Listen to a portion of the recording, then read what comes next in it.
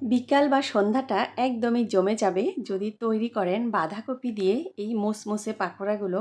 আপনারা হয়তো বাঁধাকপি দিয়ে অনেকবারই পাকোড়া খেয়েছেন, তবে আমি বলবো এই নতুন স্বাদের বাঁধাকপির পাকোড়া আপনারা কখনোই ট্রাই করেননি। ঘরে থাকা একদম সাধারণ উপকরণে তৈরি করব ভিন্ন স্বাদের এই বাঁধাকপির পাকোড়াগুলো, যেটা হবে অনেক বেশি ক্রিস্পি আর ভাজার পরেও অনেকটা সময় ধরে থাকবে একদম ক্রিস্পি।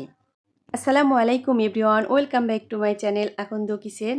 আজকের এই মজাদার বাঁধাকপির পাকোড়া তৈরি করার জন্য যা যা উপকরণ লাগবে চলেন দেখে নিই।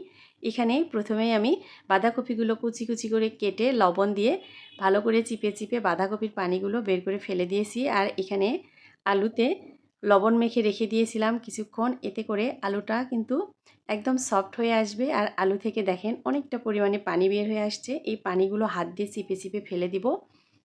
আলু আমি এখানে খোসা সহই নিয়েছি, খোসা সহ নিলে কালারটা সুন্দর আসবে আর এটা ক্রিস্পিও হবে। এখন আমি বাটিটা চেঞ্জ করে নিব। আমার কাছে মনে হচ্ছে এই বাটিটা একটু ছোট হয়েছে সাইজে।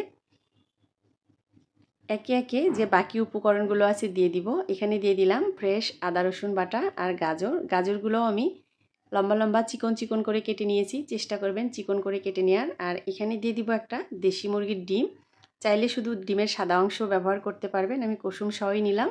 দিয়ে দিলাম চালের আটা, আর এখানে দিয়ে দিব হলুদের গুঁড়া, গরম মশলা গুঁড়া, চিলি ফ্লেক্স আর লবণ। চিলি ফ্লেক্স দেওয়ার চেষ্টা করবেন, গুঁড়োমরিচ দেওয়ার চাইতে চিলি ফ্লেক্স দিলে এটার টেস্ট বেশি ভালো হয়। এখন এখানে নিয়ে নিব এক ফালি লেবু, এই লেবুর রসটা দিলে টেস্টটা ভালো হবে। লেবুর রস চিপে এখানে আমি দিয়ে দিব। গন্ধরাস লেবুর রস দিলে এটা বেশি ভালো হয়। দিয়ে দিব অনেকটা পরিমাণে ধনিয়া পাতা কুচি, পেঁয়াজ কুচি, কাঁচামরিচ কুচি। আর এখানে আমি নিয়েছি আদা, এটা লম্বা লম্বা করে কেটে নিয়েছি, জিঞ্জার কাট করে। আদা দেওয়ার চেষ্টা করবেন, আদা, লেবুর রস, চিলি ফ্লেক্স এগুলো দিলে এটার টেস্ট অন্য পাকোড়ার চেয়ে একটু আলাদা হয়, যেটার জন্য খেতে বেশি ভালো লাগে।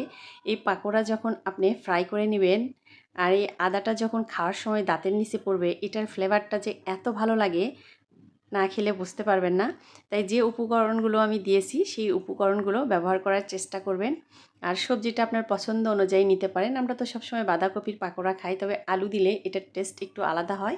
বাকি যে আটাটা ছিল আমি সেই আটাটা এখানে দিয়ে দিলাম। আমি এখানে চালের আটা নিয়েছি, চাইলে আপনি ময়দাও ব্যবহার করতে পারেন, তবে আমি সাজেস্ট করব চালের আটা ব্যবহার করার।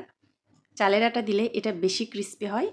আর চালের আটা যদি আপনার বাসায় না থাকে, চাল ভিজিয়ে রেখে সেটা একটু শুকনো করে যদি বেটে নেন বা ব্লেন্ড করে এর সঙ্গে মিশিয়ে নেন তাহলেও হবে। এটা মেখে কিন্তু সাথে সাথেই ভেজে নিতে হবে। যদি মেখে রেখে দেন এটা থেকে কিন্তু অনেকটা পরিমাণে পানি বের হয়ে আসবে। তেলটা একদম হাই হিটে গরম করে চুলার জালটা মিডিয়াম করে তারপরে এগুলো তেলে ছেড়ে দিতে হবে। আর ঠান্ডা তেলে দিলে কিন্তু এগুলো খুলে খুলে যাবে, তাই তেলটা খুব ভালো করে গরম করে নিয়ে তারপরে এগুলো সাবধানে ছেড়ে দিবেন। যারা নতুন রাঁধুনি এই রেসিপিগুলো ফলো করে যদি রান্না করেন দেখবেন যে আপনার রেসিপিটাও অনেক ভালো হবে আর সবাই খেয়ে প্রশংসা করবে। একে একে সবগুলো আমি তেলে ছেড়ে দেবো আর কড়াইটা একটু ঘুরিয়ে দিচ্ছি যাতে চারিদিকেই খুব সমানভাবে একেবারে ভাজা হয়ে যায়। আর এক পিঠ যখন খুব ভালো করে হয়ে যাবে তারপরে কিন্তু আরেক পিঠ উল্টিয়ে দিতে হবে। আগে যদি উল্টিয়ে দেন তাহলে কিন্তু ভেঙে যাওয়ার সম্ভাবনা থাকবে বেশি। এই টিপসগুলো ফলো করবেন, ছোট ছোট টিপসগুলো ফলো করলে তাহলে দেখবেন যে আপনার রেসিপিটা একদম পারফেক্ট হবে। প্রিয় বন্ধুরা, যারা এতক্ষণ পর্যন্ত ভিডিওর সঙ্গেই আছেন তাদেরকে অনেক অনেক ধন্যবাদ। যারা লাইক দিতে ভুলে গেছেন ভিডিওতে একটা লাইক দিয়ে দিবেন আর কমেন্ট করতে ভুলবেন না আমার রেসিপিগুলো কেমন লাগে। আর যারা আজকে আমার চ্যানেলে নতুন এসেছেন, আমার রেসিপি যদি ভালো লেগে থাকে তাহলে আমার চ্যানেলটা সাবস্ক্রাইব করার অনুরোধ রইল।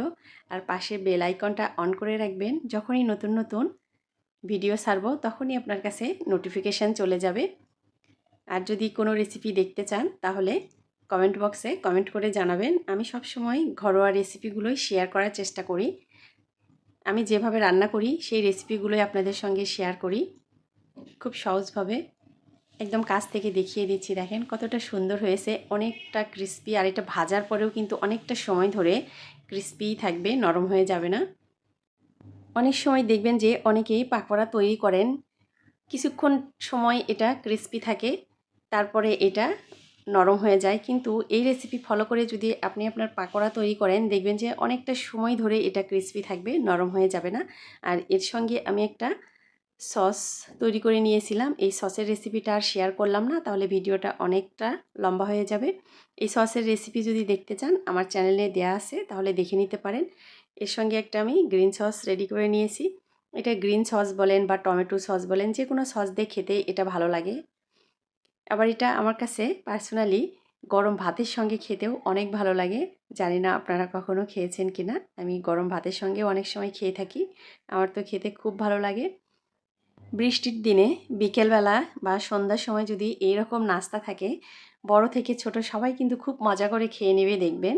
আজ এ পর্যন্তই বন্ধুরা, আজ আর কথা বাড়াবো না। আবারও আসবো নতুন কোনো ভিডিও নিয়ে। সে পর্যন্ত সবাই ভালো থাকবেন, সুস্থ থাকবেন, নিজের এবং নিজের পরিবারের খেয়াল রাখবেন। আপনাদের জন্য রইল অনেক দোয়া ও শুভকামনা। আমার জন্যও দোয়া করবেন। সে পর্যন্ত ভালো থাকবেন। আল্লাহ হাফেজ।